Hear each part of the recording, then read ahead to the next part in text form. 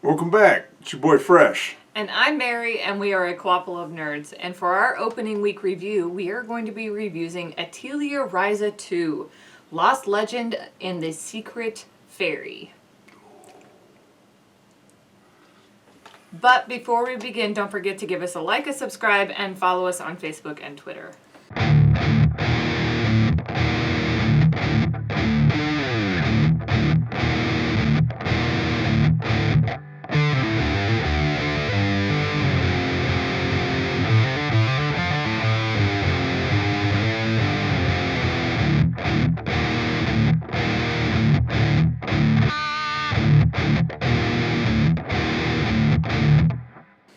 Alright, so let's jump right into the gameplay footage. 3, 2, 1. So this is a game that was developed by THICC and Gust Company Ltd. It was published by Co-ople Games. It's available on the PS4, the PS5, the Switch, and PC. Right, so as you can tell, this game is 100% Japanese dialogue. There is no English, but there are English subtitles, which is nice. This is a role-playing game with turn-based combat, a whole massive amount of exploration, because it's in an open world. So it kind of has that Grand Theft Auto feel where you can go and do these side missions or kind of stay along with the main story. It does have visual novel elements. Right, so a lot of these, the talking scenes, typically in role-playing games, it's just kind of some text box pop up, but this gets real kind of cinematic with it. So I wasn't quite sure how to explain that. I'm not sure if I'd fully call it a visual novel, but there's lots of expression. It's got really beautiful art. This is actually a sequel to Atelier Ryza, Ever Darkness, and the Secret Hideout. So it's a continuation of that story. Right, and that is one of the game's faults for us. This game kind of starts, you are reuniting with your friends from the previous game, and if you haven't played the previous game, you can pick up on some of the not so subtle clues and that anime style expressions, a little over the top, so you can kind of pick up on some of that, but you would miss out on some of the idiosyncrasies of their relationships. So this game has a huge alchemy system. So as you level up, you get these, I believe they call them SP points. And you can use that to unlock new alchemy recipes and abilities through the skill chart.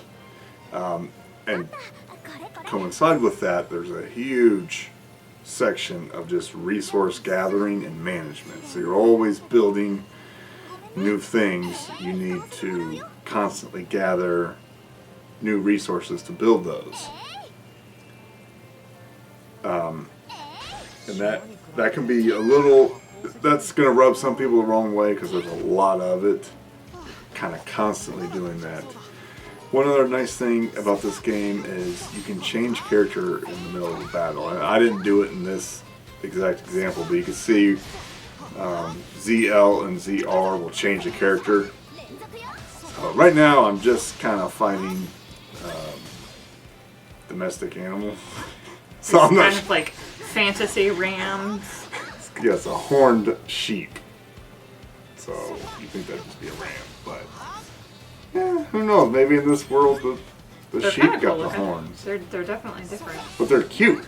Yeah, they are cute. And you're just slaughtering them. And there's these little like slime ball guys, and you slaughter them too.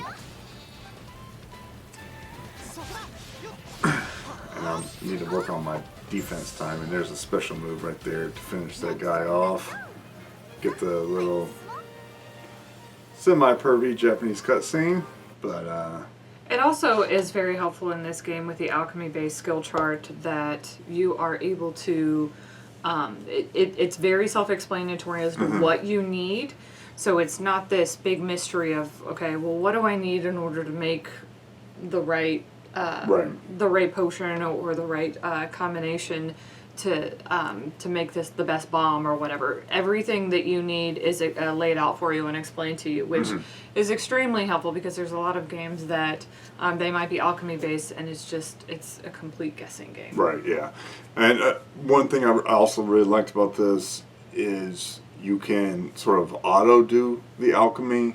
So if you're kind of in a hurry or, you know, the kids are bugging you and you got to save real quick, you can auto do it and you don't get a penalty. A lot of games, if you auto do the farming, it doesn't produce as much as if you did it yourself.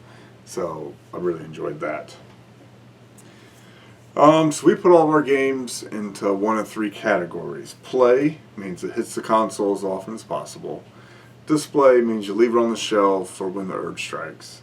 And stay away means you leave it at the store for someone else to get. And for us, Atelier Ryza 2 is a play. I love role-playing games. I especially love turn-based role-playing games. And you started the story. You got to finish it. Yeah. You can't just start now. You started the story. But with that whole open world concept and all the side quests that you can go on, it's definitely a game that has some longevity to it. Yes, absolutely. So he'll be able to play it for a long time and still enjoy it for a long time before he beats it. Right, yeah. The combat, they didn't get too over the top with the combat, straightforward. There is a little bit of a timing thing to get multiple strikes in. Similar to Super Mario RPG, but way easier. Super Mario RPG was... Like this game, you can just spam the A button, I believe, and just do it. Whereas Super Mario RPG, you had to specifically time it just right. So this is really nice to play in handheld mode. If we're laying in bed and want to play a little game before we go to sleep, I can bust it out, and it's super easy. And again, you can automate that alchemy part. So sometimes on a smaller screen, you don't want this giant list of resources, so you just hit, the auto, and you play it on the handheld mode really easily. And that'll do it for this review. Let us know if you have tried this game, and what did you think? Or after seeing this review, does it sound interesting to you? We certainly enjoy it, and we'll continue to play it.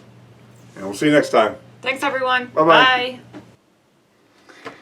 Hey, Pumpkin. Huh? Are you going to get an outfit like Ryza? I don't want to scare anybody. Wow, you look beautiful. And also, I don't know, in public, how cool people would be with that. Maybe, I didn't say maybe a Gen Con. I didn't say you had to wear it around. I'm just saying you wear it in the bedroom.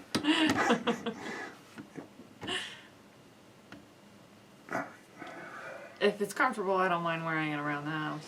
Anything. I don't really care as long as it's comfortable. I think it's basically just a collection of accessories. Oh. Hats, looks like holsters, half a jacket. Just part of one. Not the full jacket. Yeah. Well, you don't want to inhibit your fighting. I don't know how having half of a jacket would... I mean, if so you part still of the... swing your full range of your arms. Like one sleeve, one pant leg. So is she left-handed? I don't know. Because she has the sleeve and... Well, that's that way when you swing it and someone hits you on the arm, you got a little protection. Oh, okay. Maybe that makes more sense. Brewdog, Elvis Juice, hit me up.